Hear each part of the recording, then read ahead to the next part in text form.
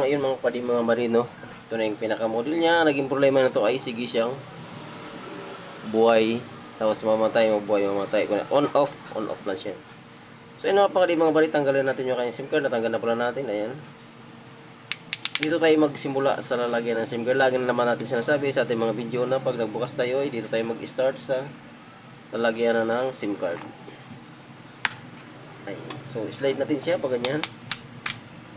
Ayan sa mga padi mga madi. So ayan. So dandahan na natin yung pagbukas nito kasi meron ditong fingerprint, no?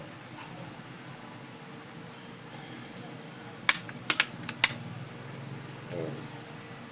So yun mga padi mga madi, ayan. So ngayon tatanggalin natin yung tornilyo. Ayan. So ayan mga padi mga madi, natanggal na yung mga tornilyo. Hindi na pa natanggal yung iba pero naangat naman siya. Ayan. Inangat na natin dyan. Tanggalin natin yung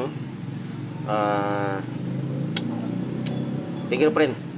Ito yung flex ng fingerprint. Ayan sa mga padi mga madi, no? So ayan, aangatin na natin yung battery. Ayan. Dito tayo maghahihila. Ayan, sa mga padi mga madi, natanggal natin yung kanyang battery. Ngayon, tatanggalin natin yung itong itim. Ayan. Ito. Ayan.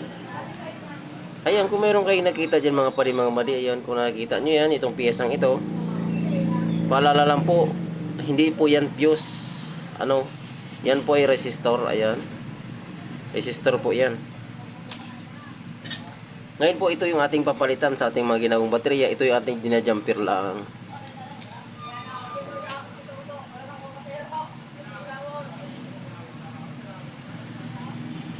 Tatanggalin po natin to. Ayan.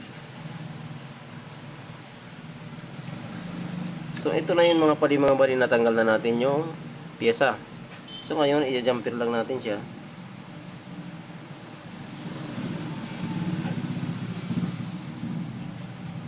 So ganyan. Ayun na siya mga padi mga bali, natanggal na natin at saka na-jumperan natin yung battery. So ngayon ibabalik na natin sa unit yung battery niya. Ayan. Test natin siya. So ayan.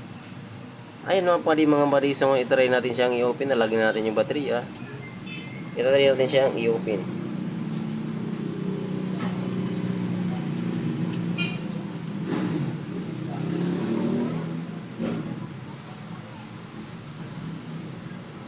Ayan mga padi mga bali.